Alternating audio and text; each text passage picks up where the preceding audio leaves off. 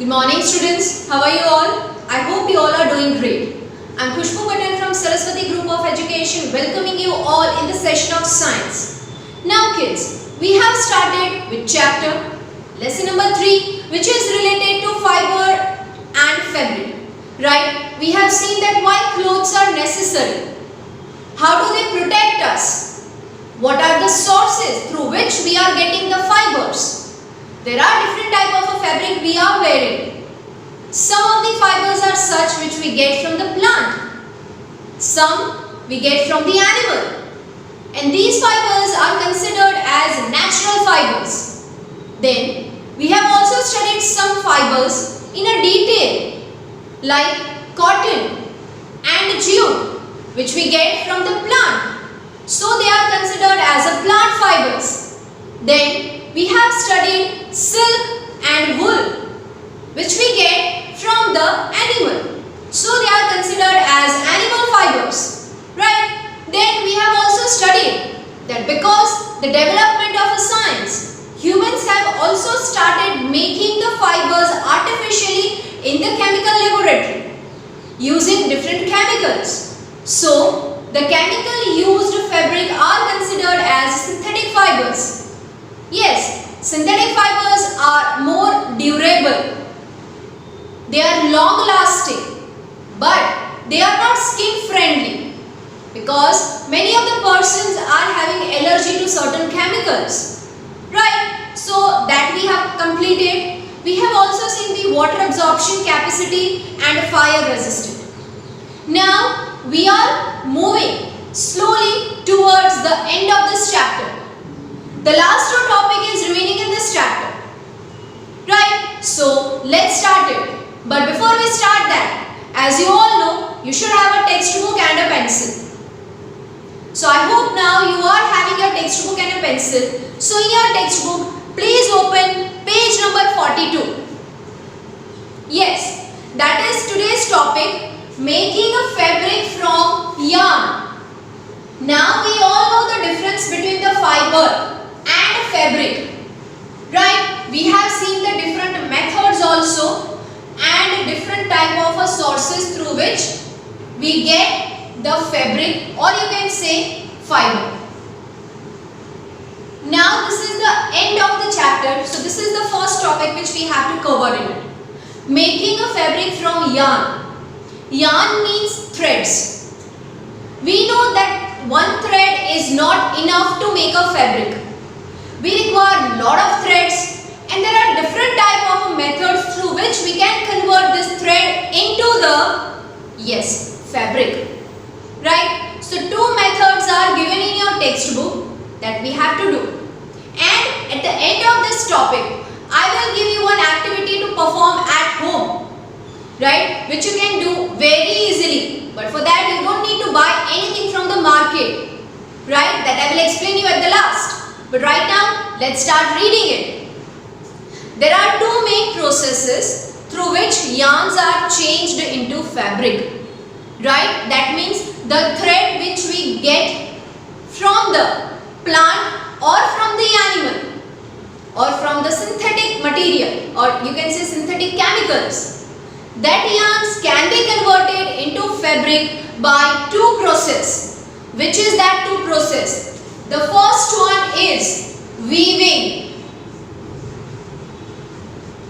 This is the first one. And the second process is knitting. Here, when you speak the spelling of knitting, when you speak this word, K is silent. It's not knitting, it's knitting.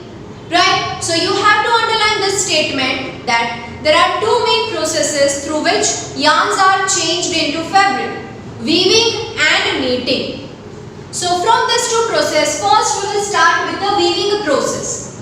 What is the weaving process? Now imagine that this is my first thread, this is my second thread, this is third and this is fourth. So I will put a first thread on which the second thread, then the third, then the fourth. Now this way, crisscross manner. Right? Crisscross manner, if you are arranging the threads, you will be having a one type of a pattern.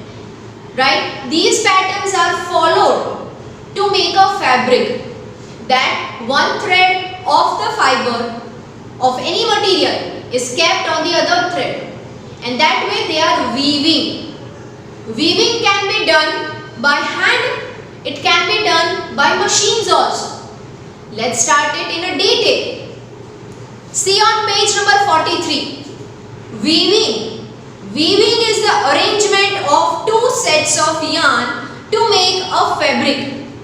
Now, if you will see in your textbook, B figure, weaving of cloth, right? If you have visited any of that handicraft festival or handicraft fair, you will see that they are weaving the fiber like this. They have a machine. They are working with the help of their legs also and their hands also. Right? That way they are arranging the threads of a fiber in such a way where they make a beautiful design in the fabric. Right? So that means arranging the set of a yarn, arranging a set of a thread on one another in a crisscross manner is known as what? It is known as weaving. Right? The threads are crossed over and under each other, as I have told you, ek ke upar ek, crossed over, right? So in a cross pattern, the threads are arranged and slowly, steadily, all the threads will be weaved together like this, and we will be having a proper fabric, right? See, this is done on a machine known as looms. Now see, understand, looms means machine. But which type of a machine? In every day of our life, we are using different type of a machine. Starting with fan, AC, mobile, computer and many more. Right? So, machine which is helping the fiber to convert into fabric. That machine is known as a loom. And looms are mainly used for weaving process, where only two threads, two yarns are used and it is crisscross on each other like this, right? So the looms are what? Machine for weaving, right? Underline that the machine name is looms. The looms can be either hand operated, right? We can do it with the hand also, like I told you that with the legs and with the hands, right? So that machines are known as a hand looms, right? Or power operated, that means power looms, right? Let us understand how weaving is done through an activity. Now again I am repeating, weaving means two sets of yarn are crossed over and under each other. It can be done with the help of a machine. The name of the machines are looms. Weaving process can be done with the help of a hand, and so it is known as hand looms. And sometimes weaving is also done with the machine which is operated by electricity. Power means electricity. So they are also known as power looms. Right? Now, activity I told you that you have to perform this at your home. What will you do? You will take the two pages. Simple, you can take out the page of your rough book. Right? Cut that page into small strips, both the pages. Now keep one strip horizontally and another strip vertically. Again keep one horizontally, again you keep one vertical, right? Like this way. So you will see that at the end of this process you will be having one crisscross pattern of the paper. That is what? It is the simple weaving you have done. So please try to perform that activity at your home. This was the weaving process. I hope you have understood the weaving process. Yes? Fine. Now we are moving towards to the next process, which is our next process, that is knitting. Now kids, have you ever seen your grandmother knitting a sweater for you? If not in a reality, maybe you have seen the scene in some film, serial or in film. Not film serial, but I say serials and films, where the grandmother are knitting her sweaters. Have you observed that when they are knitting a sweaters, they are using the two needles, and they will be having a ball of a wool, right? And then they are just doing certain things due to which they are from that thread, from that wool, they are making the sweaters. That means they are making the fabric. So knitting is the second process, right? We can say that we can make a fabric from its yarn, right? We will see that many people are making that tablecloth, right? The cloth which we can cover on the plate while we go for puja or anything else. So that is also a knitting process. In some of the knitting process, one needle is used, and in some of the knitting process, two needles are used, right? So let's start with that. Have you seen someone making a woolen sweater? Yes, I told you prior only. If you have not seen it, please see to it. Just search it online and you will come to know, right? It is done by interlocking loops of wool yarn. Interlocking मतलब एक के साथ दूसरे को connect ऐसे करना, right? We are interlocking, right? We are connecting the one yarn with each other, right? This method is called knitting, right? Interlocking the yarn with each other, that procedure is known as what? It is known as knitting process, right? Weaving needs a set of two or more yarns, right? We know that weaving we have studied.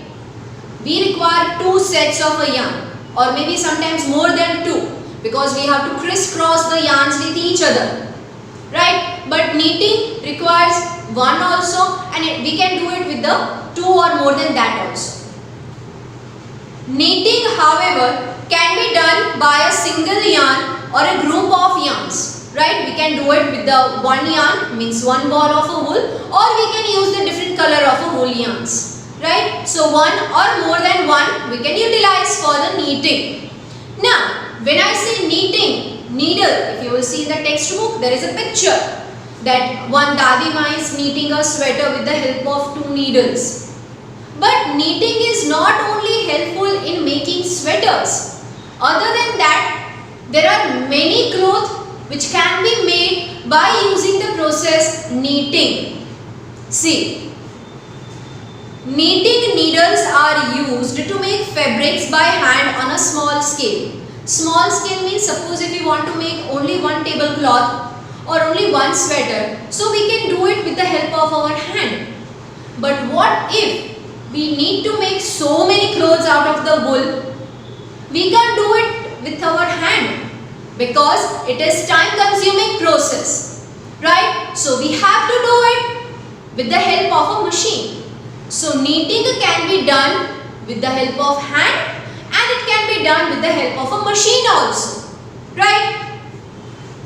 In factories, knitting is done using machines, right? In factories, they are not using any of the people's hand to knit.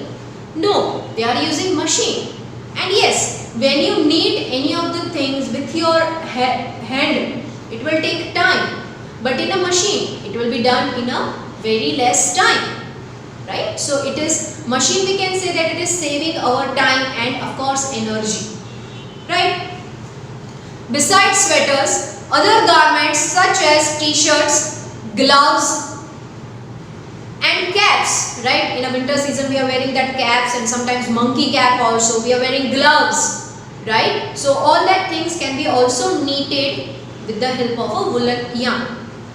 Caps can also be made by knitting. When compared with woven fabric, knitted fabric are more stretchable. Woven fabric means weaving process, right, which is done with the help of a hand as well as with the machine. They are not stretchable. But yes, knitting clothes, right, knitted clothes are more stretchable if you compare these two things, right. So this was the two procedure, making fabric from yarn, weaving and knitting. I hope you have understood, and please perform the activity which I have explained you for weaving process. Now, as after this knitting, the chapter gets over.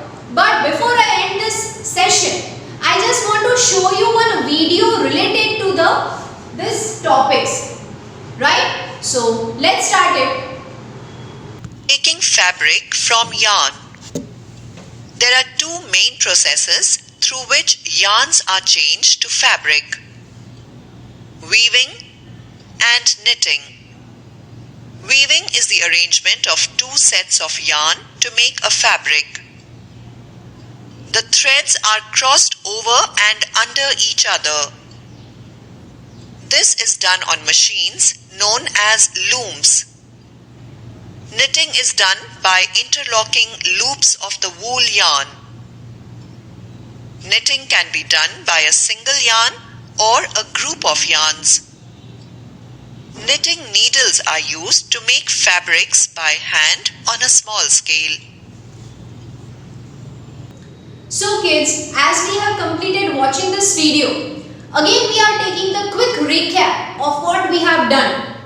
Today we have done making fabric from yarns. That means if we have a threads, if we have a yarns, how can we convert them into the fabric? Yes, there are so many procedures. But as per your grade, only two processes are given. The first one is weaving and the second one is knitting.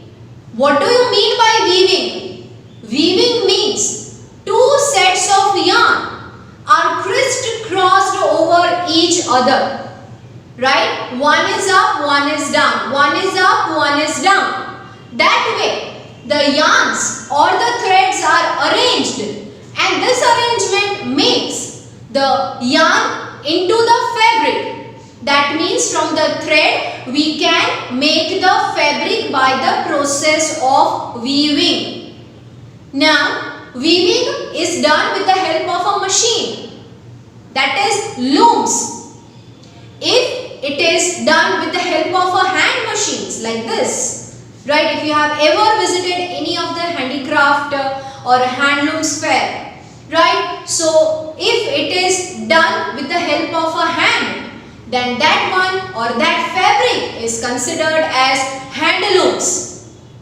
But now the population is increasing, the demand of cloth is increasing. So now the handlooms have taken over by the power looms.